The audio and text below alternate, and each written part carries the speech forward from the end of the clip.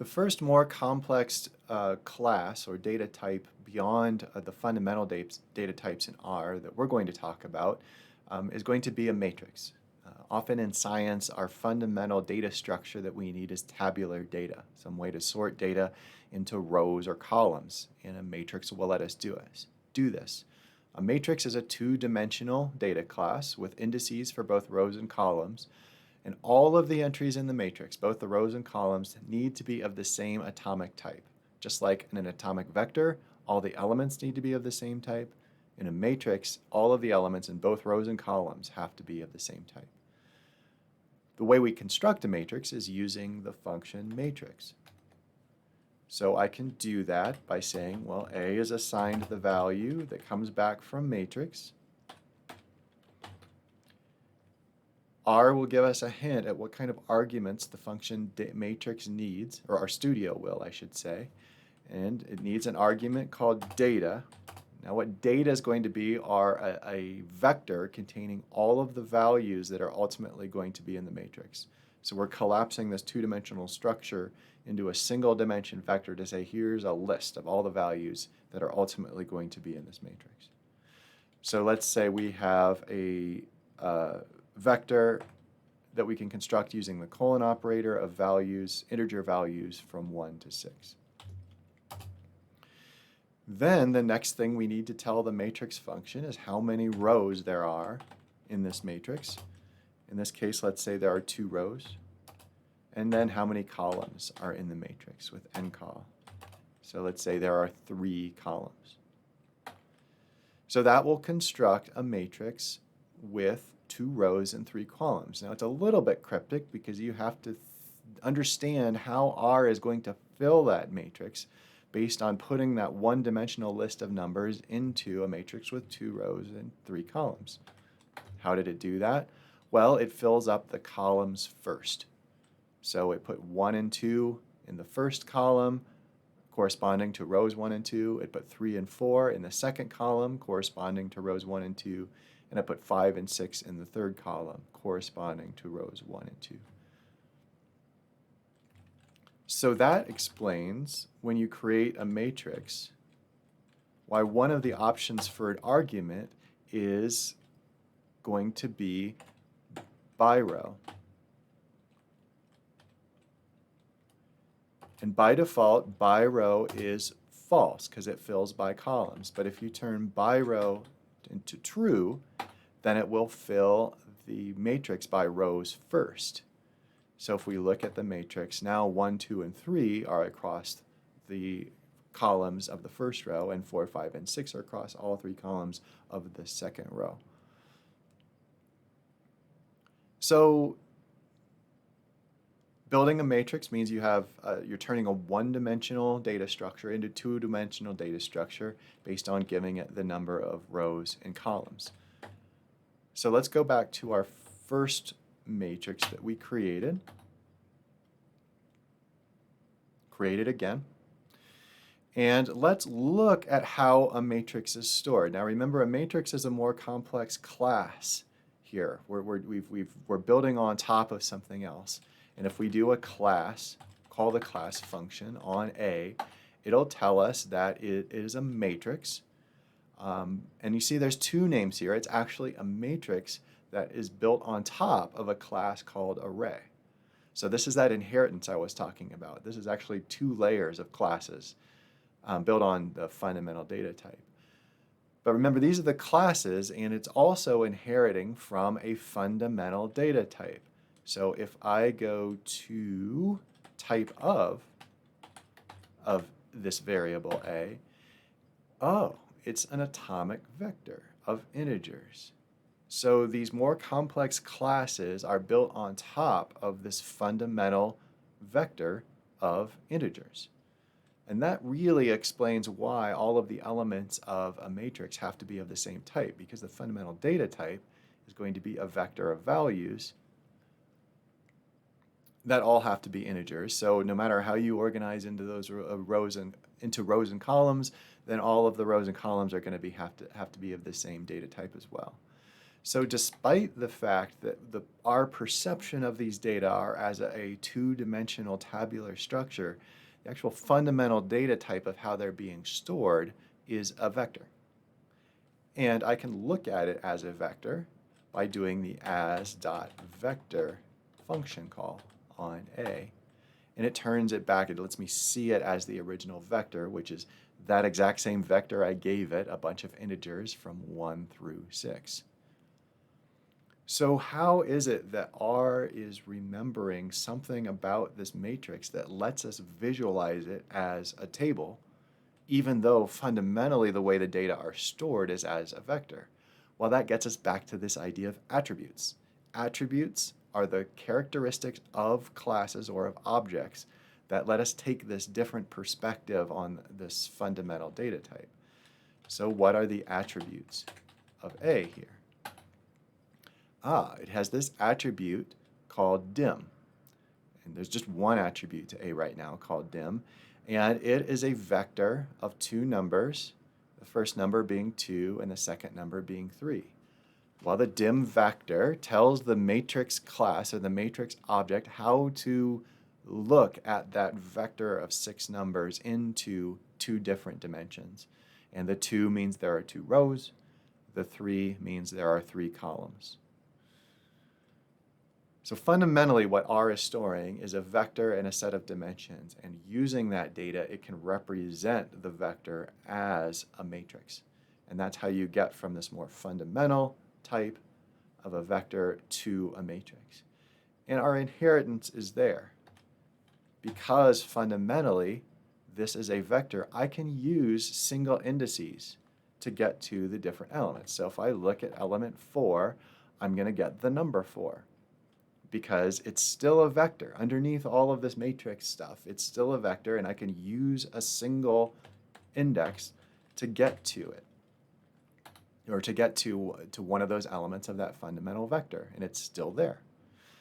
However, because it's a matrix and I have this other perspective on the data, I can also use 2 indices to get to particular data points.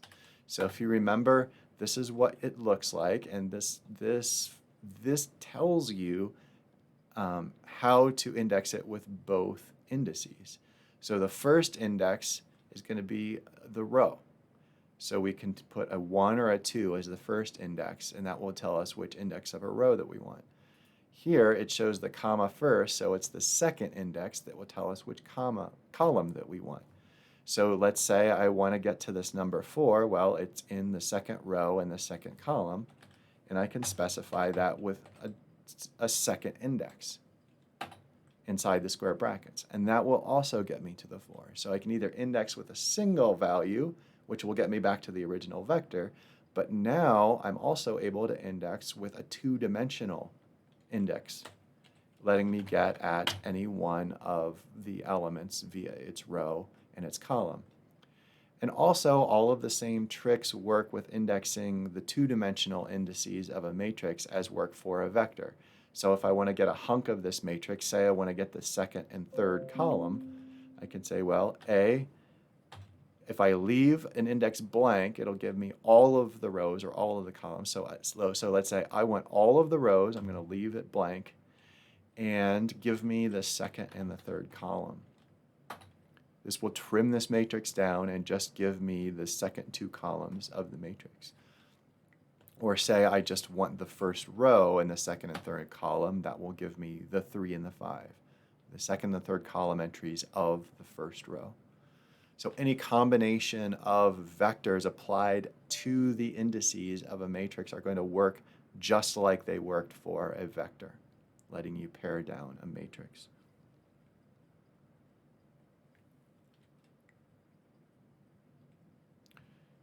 So this is the whole idea of inheritance, where we have a fundamental type that we're working with, a vector, and we're turning our perspective on that type into a matrix by adding this dimension attribute, which is a vector of 2 numbers that tell us how many rows and columns are in the matrix.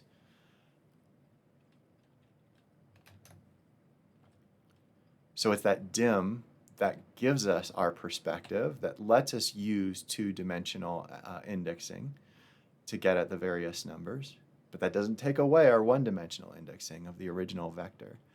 And you can use attributes dim to get to those dimensions.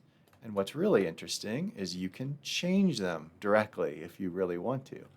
So I can say attributes of a $dim. I can look at them just by hitting enter, but then I can reassign them. So let's say, oh, we want to put this into 3 rows and 2 columns. I can change that vector to 3 rows and 2 columns, and that will rearrange my perspective on those 6 numbers, 1, 2, 3, 4, 5, 6. But note, that does absolutely nothing to changing the original vector. It's still just a list of numbers from 1 through 6. I'm just changing my perspective by changing the dimensionality of the matrix. So that's the nature of how inheritance works. And there are a lot of objects in R that have these properties, and understanding how that inheritance works will take you to another level of understanding how your code is working. And remember, the indexing works for a matrix just like it does for a vector. And you have the additional feature of being able to leave the index blank, which indicates all of the values for that particular index will be returned. So if you want all the rows, you leave the row index blank. If you want all the columns, you leave the column index blank. So one more interesting idea about vectors is you can also name the indices, just like you can with vectors. And we can do a little bit of sleuthing here now that we understand a little bit more about attributes to figure out how that works. Now in this case we have columns and rows, so we can't use just names. We have to be specific about whether we want to change the column names or the row names. So let's say we have our 2 columns here and we want to change the names of the columns to A and B. So we can give it a character vector of A and B of call names.